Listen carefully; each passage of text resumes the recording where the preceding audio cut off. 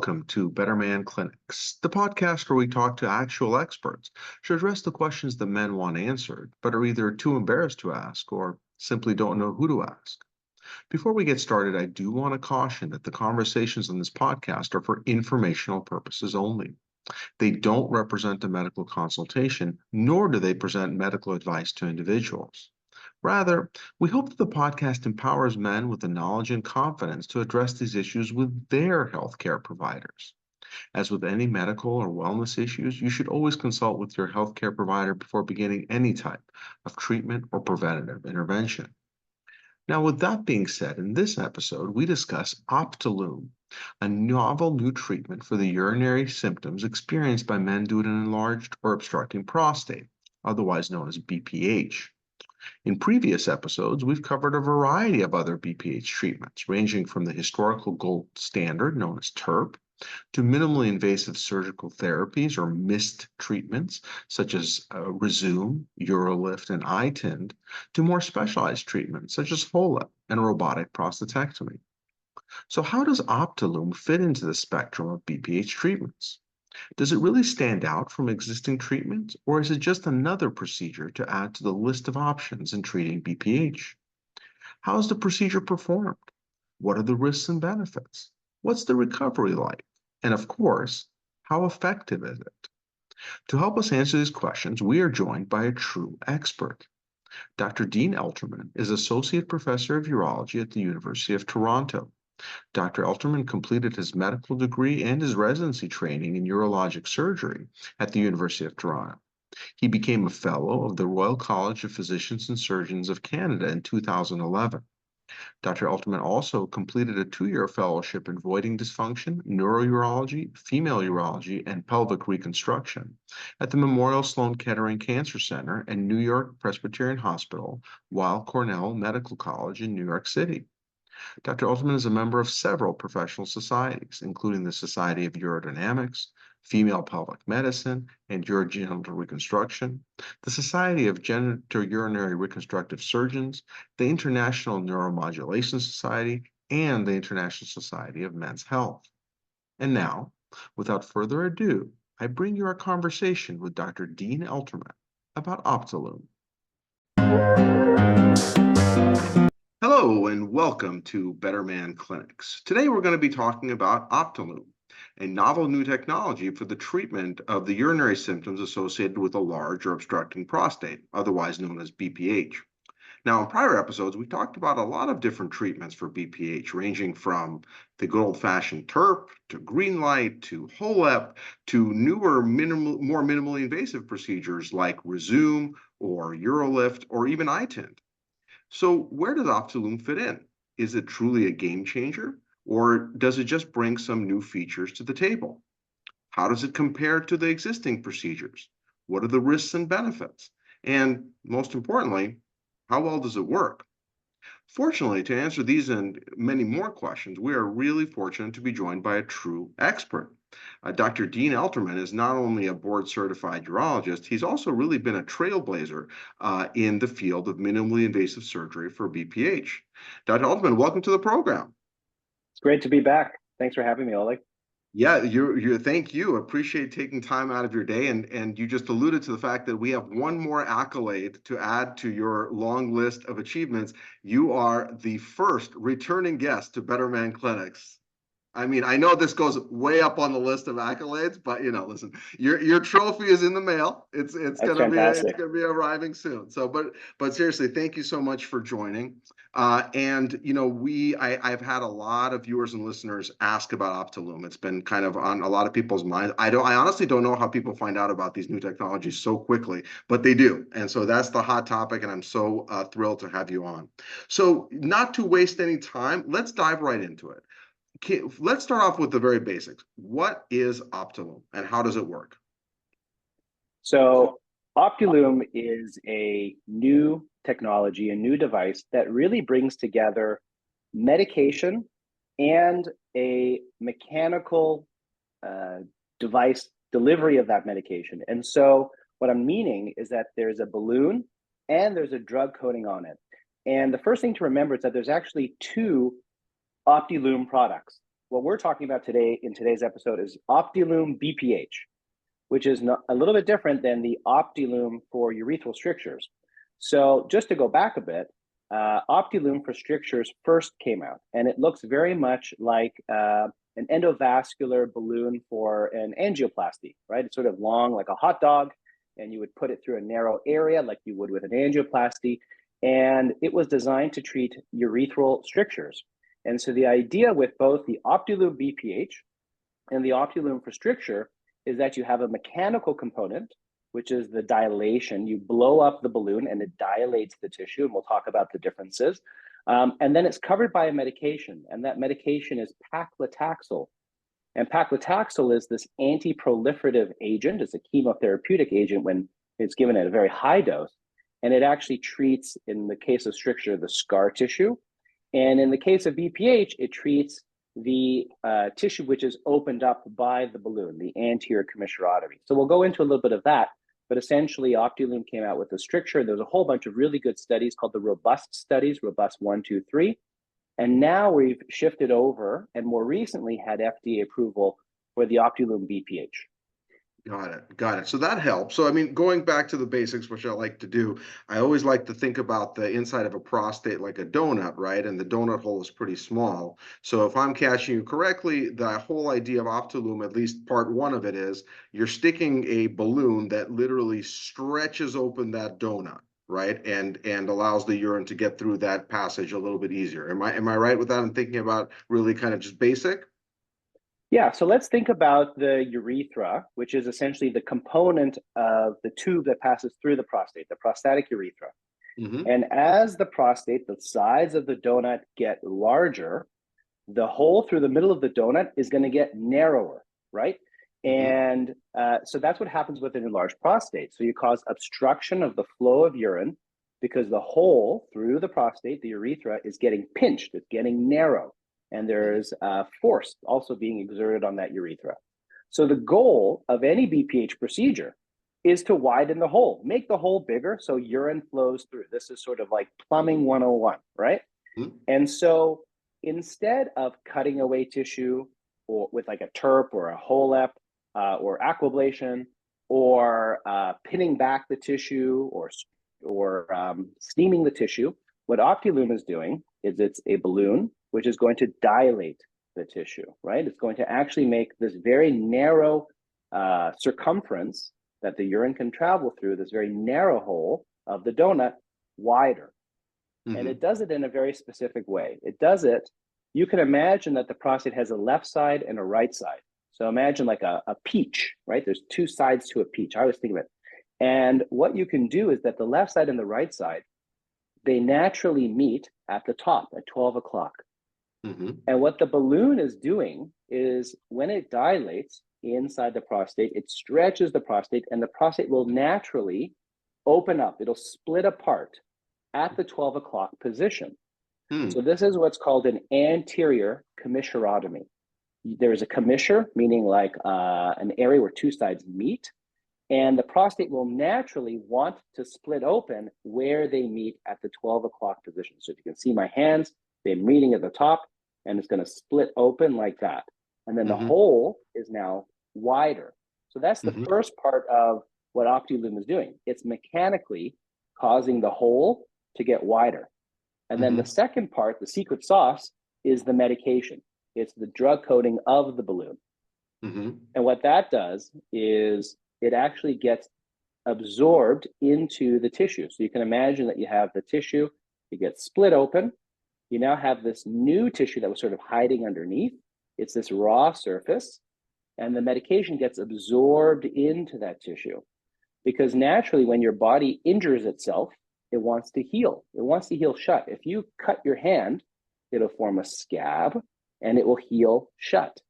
If you make a cut into the prostate, it will want to heal shut. But what this medication is doing is it's preventing that healing process from occurring. So the stretch, the opening that we're creating with the mechanical component of the balloon is not going to heal shut. It's going to heal open. And that's the mechanism of how Optilume BPH works. Fascinating. So And that's a question that we get a lot in the program for the other BPH procedures that are minimally invasive, like, hey, this stretching, pulling, this sounds great, but won't the prostate just bounce right back, a few weeks later and you're back to square one? It sounds like with the Paclitaxel, that'll prevent it. So maybe a stupid question coming up. It sounds like the whole basis for this procedure is not so much even the stretching of the lobes of the prostate, how we like to think about traditionally treating BPH, but this anterior commissure, this commissurectomy that you're talking about. Why don't the ablative procedures do that? Meaning, why don't like the green lights or even TURP, why don't they just cut the commissure at the 12 o'clock position and call it a day rather than taking down the lobes? Why would that be ineffective? They can.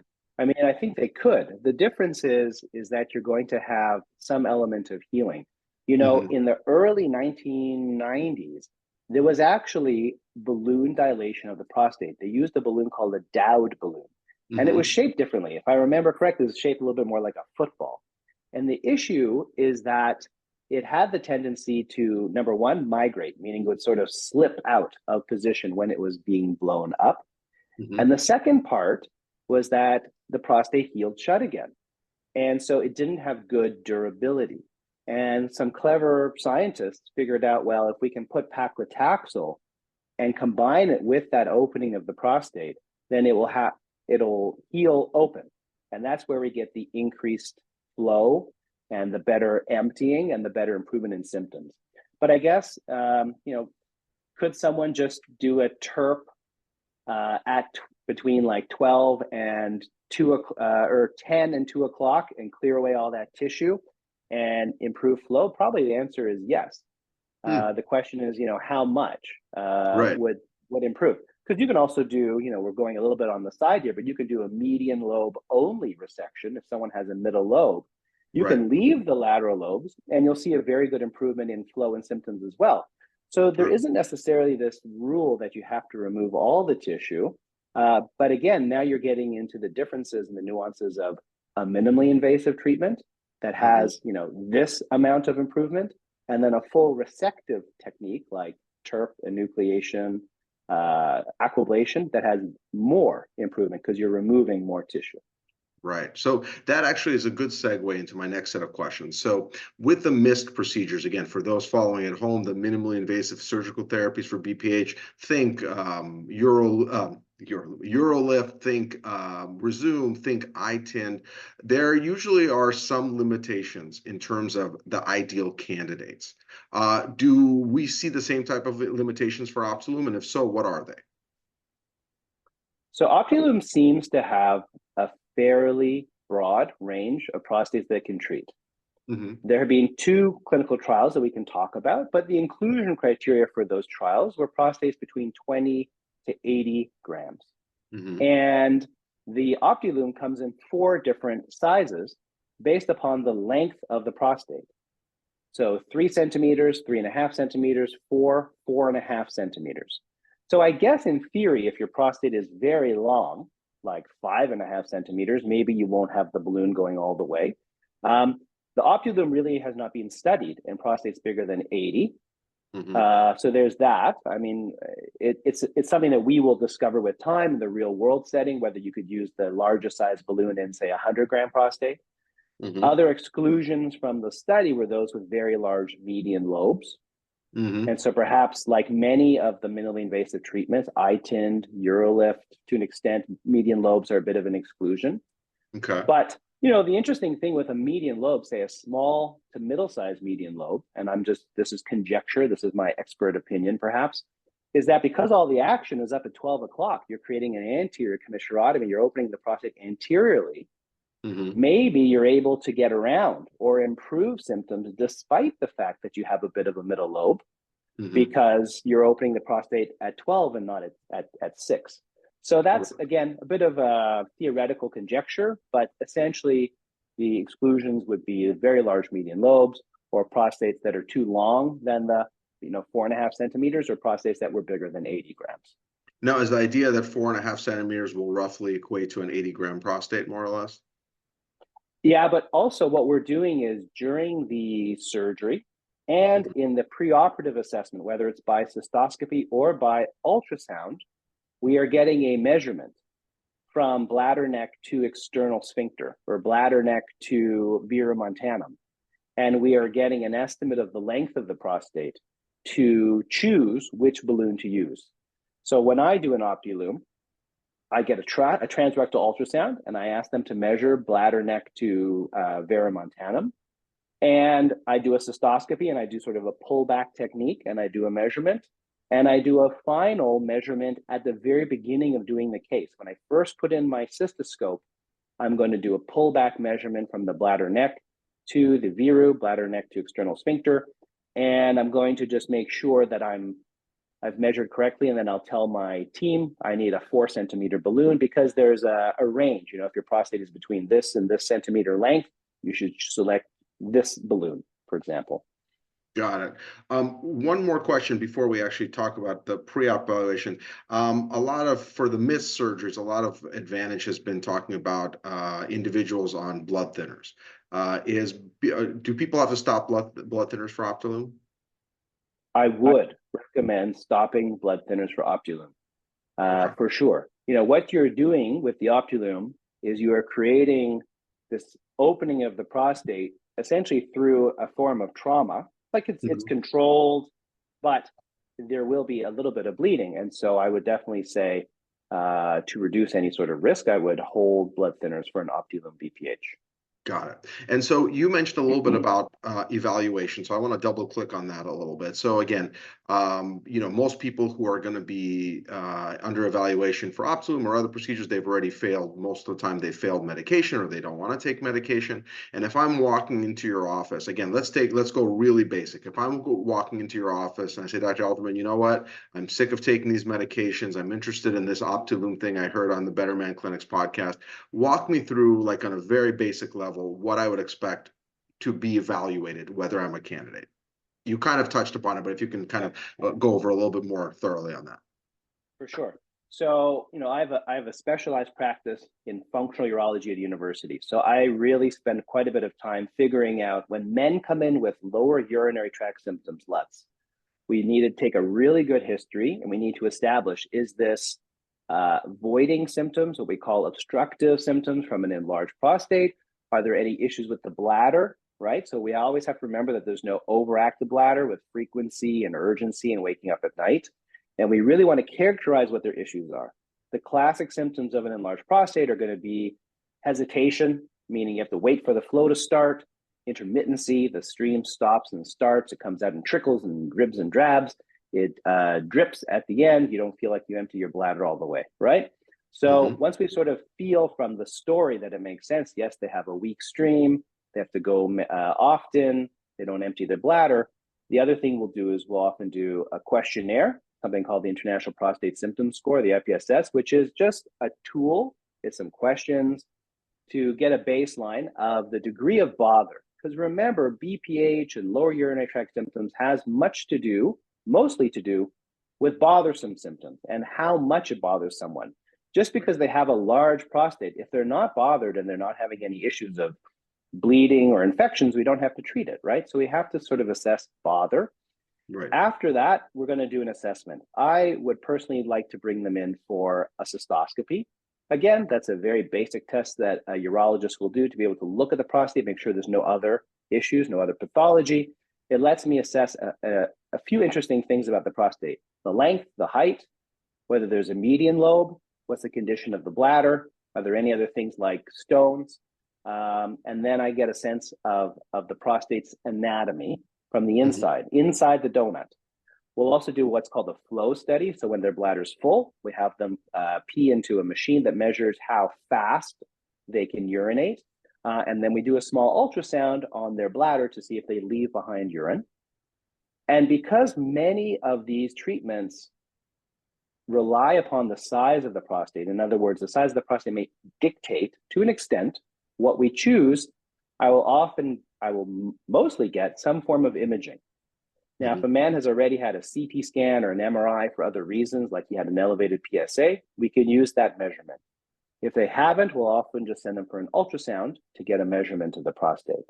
So that's my general assessment. And that follows international guidelines, whether it's the American guidelines, the European guidelines, or our Canadian guidelines. that is the general assessment. Make sure there's no infection. You can check the PSA if you want, but that's the general workup. And then once we know the severity of the symptoms, the size of the prostate, as well as this anatomic configuration, then we can narrow it down to a discussion about what the patient wants to do. Got it. I think that's so important, again, when you talk about that evaluation, because it's not just about what type of surgery, but it's really about, do you need surgery, right? Because a lot of guys come in thinking they're going to need surgery when their symptoms where their problem has nothing to do with their prostate. And then they undergo surgery. And I've seen a lot of my viewers who get really upset, rightfully so, that they went through an unnecessary procedure and they're no better off than they were to begin with. So I think it's so important that guys are aware of what you just said, that there should be no corners cut when it comes to the evaluation. When you go into that operating room, you and your surgeon really need to be convinced that this is the problem. Your prostate's the problem. It's not your bladder. It's not overactivity. It's not neurological. It's not something else. So I can't stress that enough. And really appreciate you going through that. Now, the two more invasive sounding evaluation procedures that you mentioned, cystoscopy and the ultrasound, those I assume are just done just in the clinic. They don't require anesthesia. They're just kind of routine things that you are in and out of the office. Is that correct? Yep, that's correct. So, cystoscopy is done with a flexible scope. We use local anesthetic. Patients can drive themselves to and from the appointment. There's no preparation required. They don't have to stop blood thinners. They don't have to fast. It's a very routine, and it takes a minute or two. It's not like getting a colonoscopy. It's a very different type of test. And the ultrasound, I mean, there are different ways of measuring the prostate. You can do an ultrasound just over the lower tummy, the lower abdomen, looking down through the bladder to measure the prostate. The most accurate way of measuring the prostate is to have a small ultrasound probe actually in the rectum directly at where the prostate is, because you can get a more accurate measurement there. But again, it's no different than having a finger check from your urologist, right? So it's not that invasive. It's certainly not painful. Doesn't sound too daunting. So let's say you went through all of that with me and you said, you know what? Okay, you're a good candidate for Optilume. I say, Dr. Altman, okay, that sounds great. What are the risks of this procedure? So the risks of this procedure are very much in line with the other office-based minimally invasive treatments. So you're going to have things like, first of all, the risks that most people experience are temporary and pretty mild in nature. They're going to be things like frequent urination or urgency, rushing to the bathroom for a period of time. Anytime you do a procedure, there's a risk of infection, urinary tract infection. We give antibiotics, of course. There is a risk of having blood in the urine, especially because we are essentially opening up the prostate, right? And we don't use any other instruments to stop bleeding, right? We just put a catheter in at the end of the case. And so there can be blood in the urine, and that can last actually a few weeks for sure.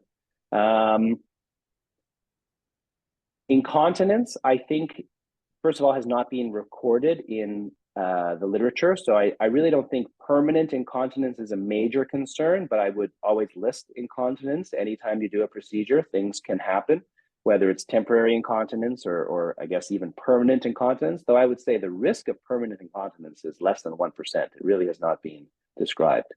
So I say those are the main things that you would have to counsel people about, for sure. Now, my usual public service announcement, oftentimes guys confuse BPH surgical procedures with cancer prostate procedures like prostatectomy. Is there, and the associated risks associated with that, is there any risk of erectile dysfunction with this Optilume procedure? So there have been two major research studies with several hundred patients enrolled. And what we do when we do these studies is we ask men about their erections, their ejaculation, two components of sexual function, and their continence beforehand. We give them questionnaires, and we give the same questionnaires afterwards while we're following them up. And with the Optilume BPH, there have been no changes in sexual function reported. no changes in erections, and no changes in ejaculation. So this is really a sexual function preserving minimally invasive treatment. So basically, again, I'm glad you mentioned ejaculation, because obviously with the missed procedures, that's a big advantage in terms of avoiding retrograde ejaculation. By missed procedures, I mean specifically Urolift and Rezum and iTind for that matter. All kind of preserve ejaculation. And so what you're saying, Optilume, same level, basically nearly, if not complete preservation of ejaculation. So far, it looks like it's complete preservation. And I'll just say the reason is because the mechanism of where ejaculation it's actually on the bottom part of the prostate, close to the end of the prostate, the area that we call the vera montana. That's where the ejaculatory ducts come up. And because we're doing the treatment at the 12 o'clock position, it's the exact opposite area. And so there's no heat, there's no destroying of tissue, there's nothing down in those important area. And so that's why we really don't see any changes in ejaculation. And with erections, the nerves and the blood supply for the penis for erections are on the outside of the prostate.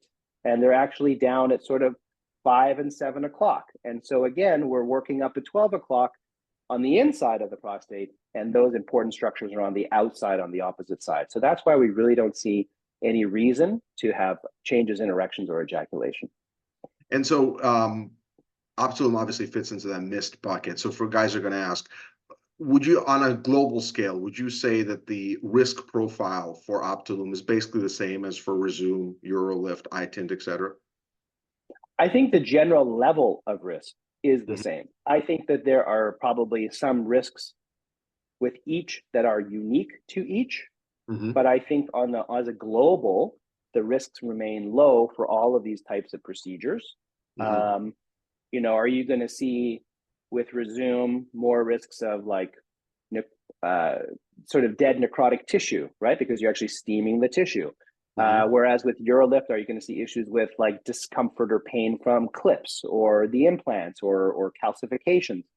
You know, with the Optilume, I think it's going to be things like blood in the urine that can last a while, again, because it's a bit of a traumatic opening, or maybe a bit of like frequent or urgent urination for, again, several weeks. But each one carries, I think, the same level of a lower type of risk compared to more invasive surgeries. Got it. Now, one big differentiator between Optilume and the others I just mentioned is this Paclitaxel, the secret sauce, as you said, the medication. Yeah. Now, you said that Paclitaxel is used for chemotherapy in certain, which I'm sure guys are listening saying, what? In terms of like, now this sounds a little bit more risky, right? I don't want chemotherapy. Can you speak a little bit in terms of what are the additional risks of, if any, of this medication that is being administered at the time of the procedure? It's a great question. So just remember, when someone has cancer, it has to do with unregulated growth of cells, right? Cancer just grows out of control. And we give people chemotherapy, like when they have leukemia or lymphoma or whatever type of cancer, to prevent these cancerous cells from replicating and growing and growing and growing. That's what chemotherapy does. And when we do that, we give it in very high doses, intravenously into the bloodstream of the patients. And that's why they feel, you know, really sick, really crummy, right? Yeah. What we're doing with Paclitaxel on this device is taking it at a tiny, tiny, tiny fraction of a dose, right? And it's not going directly into the blood system. It is only being absorbed into the very superficial layer of the prostate and on the inside. And the other thing to remember is before we do any of these clinical trials in humans, we do preclinical trials. And in those trials, what they do is they do the balloon in either an animal, like in a dog, or they do it in a few humans initially. And then they'll take blood samples at the time of the procedure, 5 minutes later, an hour later, a day later, 30 days later, to see if they detect any Paclitaxel in the bloodstream. Right. And in fact, it is essentially found in minuscule amounts for a very short period of time. We're talking something called picomolars, nanomolar, very, very small amounts. So the FDA, of course, has said that it is safe. right? And this is FDA approved and it's very safe. So you are not taking high levels of chemotherapy. Remember, if you took aspirin or Tylenol at really high levels, you would get very sick. But if you take it at the appropriate level, you don't. And so it all has to do with dose, right? So this is a micro dose, and it only is around for a very short time. They also look not only in the blood, but they look in semen, right? Like urine and semen. So there's really no harm. There's really no harm with urine. It's supposed to go in the toilet and it gets flushed away. With semen, they actually had only 2 patients who were not very sexually active, who had trace amounts of it up to about 6 months after the procedure. And so there is a warning or recommendation that if you have a female partner of childbearing age, right, you are recommended to use a condom contraception for the first 6 months of having had the Paclitaxel. Now, remember, the vast majority of men having BPH procedures are over the age of 45, over the age of 55, over the age of 65. And they, again, most of them are not going to have a young wife, a young partner looking to have children. And so this is a moot point. So you do not need to use a condom or use any sort of contraception if your partner is not of childbearing age. There is no harm, there's no transmission, there is no harm or injury in having unprotected sex. The only theoretical thing would be impact to a fetus, which is, again, theoretical. But besides that, I don't want people to have the impression that it's something that you're giving chemotherapy to your partner. It's not true. That's a good point. I'm glad you brought that up. Okay, so going back to our analogy, I'm in your office. You've done all the procedures. I'm an excellent candidate. Let's talk Turkey. Is this covered by my insurance or what? So they definitely have a reimbursement code. I've seen the coding. So there's a certain amount for the procedure done in a hospital, a certain amount done for in an ASC. So from a physician perspective, there is physician reimbursement. Because it is so new, right? When a new technology comes out, and we experienced this with aquablation, we've experienced it with iTind years ago, Rezum and Urolift, different insurance companies are going to come on at different times. So first you're looking for like Medicare coverage, right? And then you're going to have Blue Cross and Blue Shield and all these other ones. And so I can't yet speak to how many insurance providers have this, because again, it got FDA approval, I think, within the last 6-12 months, right? It's pretty new. But some providers will start to pick up insurance, and of course that will gain momentum with time. Got it. And okay, if I'm signing up for this before the procedure, anything I need to do to prepare? I mean, obviously, we talked about stopping blood thinners and talking to primary doctor about that more than likely. Anything else to prepare night before, day before? Anything else you have your patients do to prepare for the procedure? So I've done these. So what's interesting is I work in Toronto, Canada, and it was approved in Canada for a number of years prior to FDA approval in the US. I was also involved in the clinical trial. So I've been doing this procedure both in the research setting and in the real world much earlier than US physicians, which I guess is why I'm on the podcast. I have experience. Right. So we have done this in both an operating room setting and in sort of an outpatient clinic, like small operating theater, like in a medical office tower. Okay. The only major difference between the two of them is the same instruments, but it's a different type of anesthetic. When we did it in the operating room, the patient had either a general anesthetic or conscious sedation, where they give propofol and they go to sleep. And in the office setting, we only give propofol. We can't give a general anesthetic. So anytime you're having any anesthesia, you can't eat or drink anything, from midnight the night before, generally like that. We told you to hold your blood thinners. We do a urine test to make sure that there's no infection. We do that prior to the procedure. At the time of the procedure, we will give you a dose of antibiotics, typically, right? And then you'll sort of fall off to sleep. And then we'll talk a little bit about the procedure. Now, the patient would be sleeping, but for those who are interested, or for physicians who are listening, there's essentially 2 parts to this procedure. So what we do is we begin with a cystoscopy. We go in with a scope, and we actually use a rigid scope, not a flexible scope. And what we do is once we get in, I like to take that measurement that I talked about. I measure from the front of the prostate to the back of the prostate, and I confirm the length. And then I tell everyone, okay, I'm going to need the 4 centimeter. And then what we do is through the, we take out the camera, we leave the outer part of the cystoscope called the outer sheath, and I can feed in the first balloon into the bladder. And then I take out my scope and I come alongside it. And what we're going to start by doing is something called a pre-dilation balloon. So the first balloon that we put in has no drug coating on it. It's just a balloon. And what we do is we get it into position. I come back with my camera, and there's a special way of measuring that I'm in the right location. You'll see a little blue mark at the tail of the balloon, and you put it right in front of the external sphincter. And then my assistant will slowly start to increase the pressure and put water into the balloon, and the balloon will start to inflate. And what's unique about the Optilume BPH that we didn't talk about is that it's actually a double balloon. It looks like 2 little mandarin oranges that are stuck together, okay? So it's not like a typical Foley catheter balloon. It's a round balloon, but it's 2 of them side by side. And where they meet, that crevice is where the bladder and the prostate meet, called the bladder neck. And so one balloon is going to be in the bladder, one balloon is going to be in the prostate. And when they inflate, they lock in place. So they cannot shift forward or back. You don't have that issue of migration.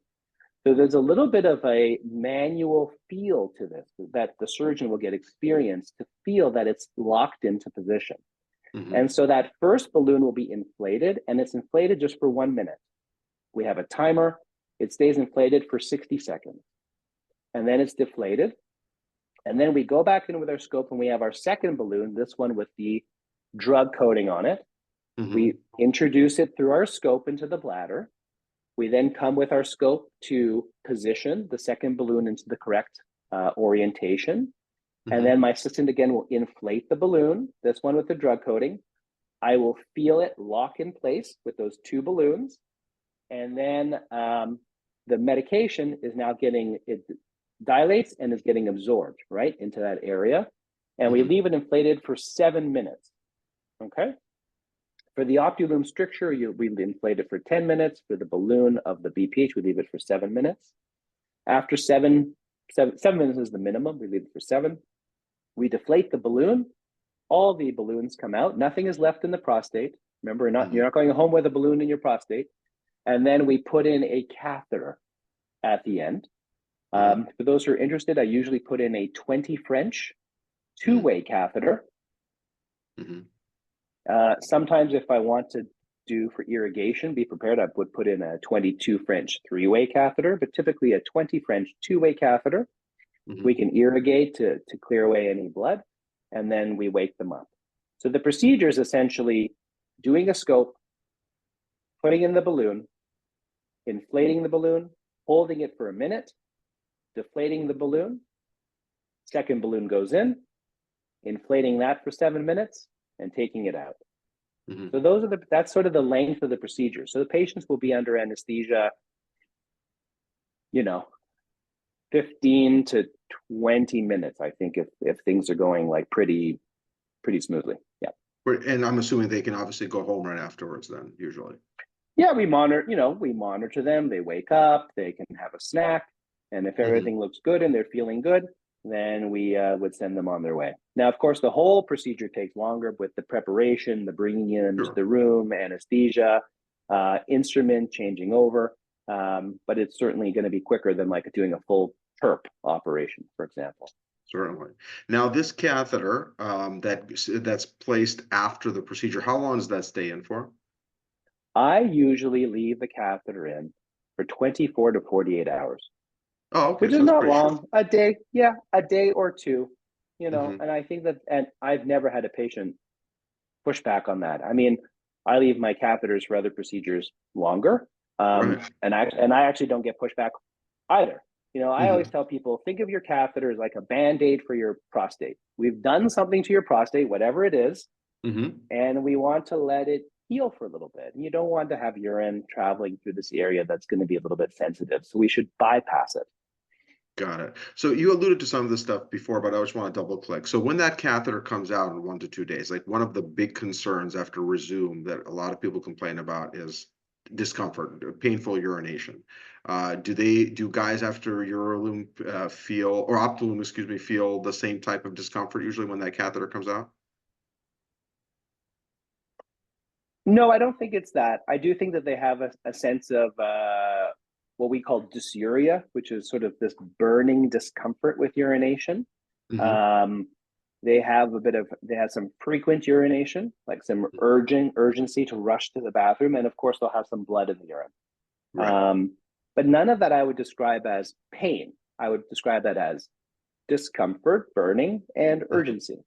Yeah. Right, during urination. And but the fact that like the commissure gets kind of, stretched out or cut, that doesn't cause any kind of a lot of pelvic pain in that area at all afterwards. Okay, so they No, don't I don't think require so. like much pain medicine or anything. No, I don't think so. No. Got it. And after the procedure, are there any restrictions that guys like, whatever, driving, heavy lifting, anything like that? Well, the procedure itself, if you receive any anesthesia with Hmm. sedation, is typically 24 hours of not driving. So Sure. we have people, get driven home by someone. Hmm. You know, we typically tell people not to do very strenuous activity like heavy lifting, um, heavy physical activity, gym, riding a bike. I mean, I would wait a week or two, just to sort of see how you're feeling. Hmm. But besides that, not really in terms of That sounds restrictions.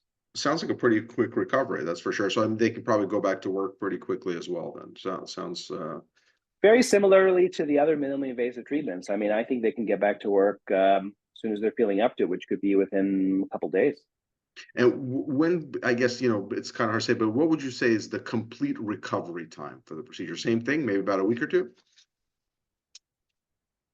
I think most men will have a complete recovery within a week or two. I think some men will have like a bit of a lingering urinary symptoms, which doesn't prevent them from doing anything. But they'll, if I see them at 30 days, some people will still say that they have a little bit of some frequent urination or a little bit of blood in the urine from time to time. But in the studies, what we found is that we see the improvement in flow Hmm. by at the first visit, which was at 2 weeks, 14 days. So it's a very pronounced improvement almost immediately that is sustained out through several years. And we didn't talk about the studies, but we know that the very first studies have now been followed. Those men have been followed for 4 years, Hmm. and we've seen a very consistent improvement, which is sustained out for 4 years, which is very important. Hmm. And in the big, the US study that we did out to 12 months, again, we saw a very pronounced improvement. And I think that is one of the key differentiators, perhaps, of Optilume BPH from the other three minimally invasive office procedures, Hmm. Urolift, Rezum, iTind. The main differentiator, I would say, at least in the studies, has been the amount of improvement we see with flow. I mean, that has been the real what some people call a game changer. I mean, the amount of symptom improvement on that questionnaire, it's about the same, right? It's 10, 11, 12 points. Okay, this is good with all the other treatments. With the other treatments, the amount of improvement in flow is typically hovers around 50% improvement, Hmm. 45, 49, 50 something percent. With Optilume, the flow has improved over 100%. So Oh, wow. in the first study, it was 108, and then in this recent study, is 118% improvement in flow. So the real differentiator, and then maybe this is more interesting to urologists, but certainly for patients, like why would I, as a Joe Schmo uh, patient, choose Optilume over something else? Well, Right. it preserves sexual function like the other ones. Um, the retreatment rate seems to be low. The recovery is pretty good, but the symptom improvement will be the same as the others, by these questionnaires. But the degree of improvement, the amount of flow improvement, seems to be much better, twice as good as all the other three. And so I think that has been a real something to raise your eyebrow at, perhaps. And like, that's something to consider. It raised my eyebrows, I'll tell you.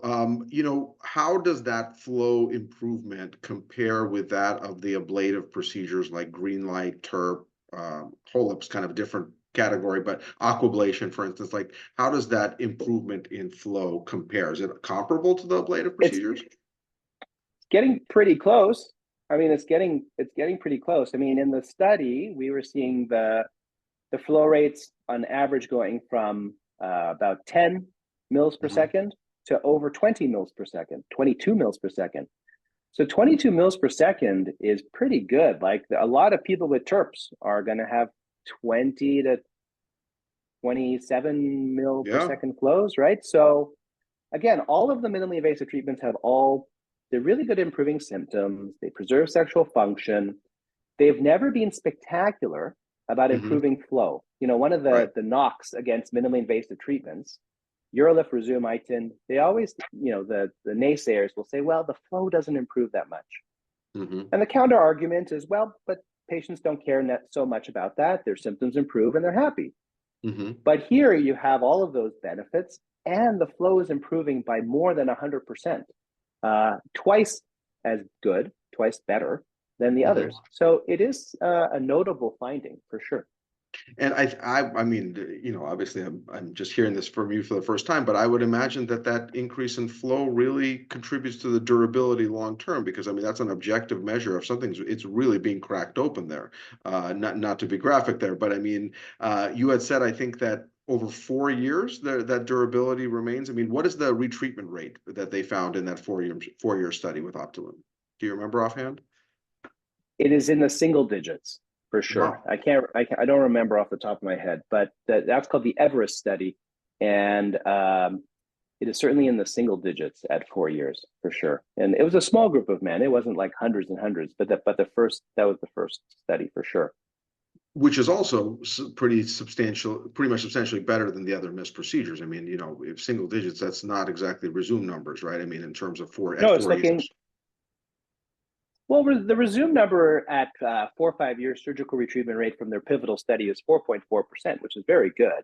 So, I mean, I still think that you're going to see pretty low single-digit numbers for this one.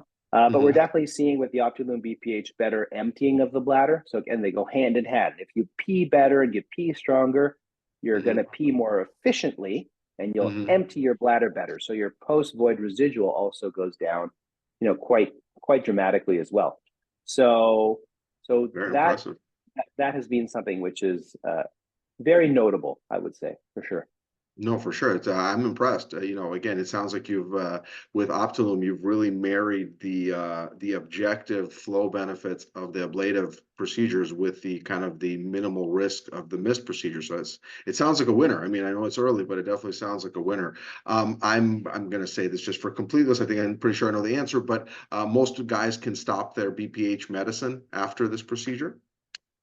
Yes, I would say so. I mean, I generally say most men can stop their BPH medicine after any BPH procedure. If it's working and it's working well, the goal for many men is to be able to stop medications, right? So, what we're seeing is, what we call a responder rate, which could be measured by 30% improvement in symptoms or a 3-point improvement in IPSS.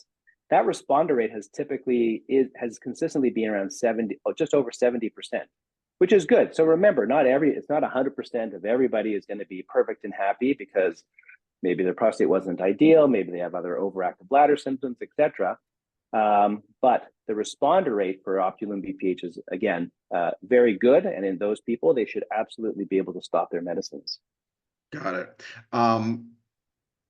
Tough question to answer, I'm sure, but it does, at least on the surface, it sounds like a bit of a game changer, right? I know you do most, if not all, of these missed procedures, general procedures. I mean, you are everything BPH, right? Is this going to be dramatically changing your practice from the standpoint of what you recommend to patients in terms of which procedure you recommend to patients? I think it's going to be something that we're going to be offering, obviously, increasingly. It's new. But I would say for those men who are interested in the minimally invasive treatment, that that has what we think is still early days, but good, good durability, really good improvement in flow, preservation of sexual function. I mean, if those are the marks you want to hit, I think Optilume is going to be really attractive, really appealing to urologists and to patients. Now, everything has its pros and cons. So remember, like for example, we can't do with a flexible scope. We can't, no, I don't know if anybody has done an Optilume BPH under local anesthesia yet. So these techniques evolve, right? A lot of people do Urolifts or Rezums or iTinds with a flexible scope or with local anesthesia in case of iTind. But there's going to be learnings, there's going to be experience. People like me are going to push the envelope to see how we can do this, better, less invasive. So, taking away the instrument and the type of anesthesia, for example, I think a lot of men will glom on to this idea of the Optilume BPH. I think it's going to be really attractive, for sure. Fantastic. It does sound exciting. It does sound very exciting. Now, again, new procedure. I know a lot of guys would love to fly out to Toronto to get it done by you for sure, and I'm sure some will. They can. How can this is not the type of procedure that you can just go and find your local urologist to do. I know that for a fact. Is there any type of resource that guys can use to say, hey, is there a urologist close in my neck of the woods that might do this for me? Well, the Optilume has been purchased by a company called Laborie, Laborie, which was originally a Canadian company, but now it's a big, international company. The urologists will be familiar with Laborie because they make all the urodynamics machines, right? So Sure. this is a really interesting thing if you follow biotech in the world of medicine, because a diagnostic company that is the market leader, really the only one that makes urodynamics, has now shifted into therapeutics. So you have these two sales forces doing this. They're doing one and the same. If you look up Laborie, and particularly Optilume BPH, you'll probably come across the Laborie website. And like most of these technologies, there will be either now or in the near future a physician locator. So for physicians who are trained to do Optilume BPH, you can often go to the website of Optilume BPH, and they'll have a listing based upon those physicians who have received training. Of course, if you're very clever, you can look at the clinical trial, so the Pinnacle clinical trial, the name of the study that we did for the FDA was called the Pinnacle study. And you can look at the authors there and figure out, okay, well, these three guys were in New York and this guy was in Florida. And you can, find those people if you're quite savvy. But of course, more and more urologists are going to be getting trained increasingly, and Optilume BPH will become more widely available for sure. And of course, they can come up to Toronto. Nice. Well, listen, I'm sure you give them a great greeting. Yeah. Dr. Elderman, thank you so much. It is amazing to have you on. I feel like we're talking always cutting edge of everything BPH and urology when you're on, and I know the guys appreciate it. I know because I hear from them a lot in terms of how thankful they are for it. So thank you again for joining us again. Our first repeat visitor. I'm sure we'll have you on many more times. And to all the guys out there, thank you for watching and listening and your continued support. And remember, just use every day to get just a little bit better. We'll see you all next time.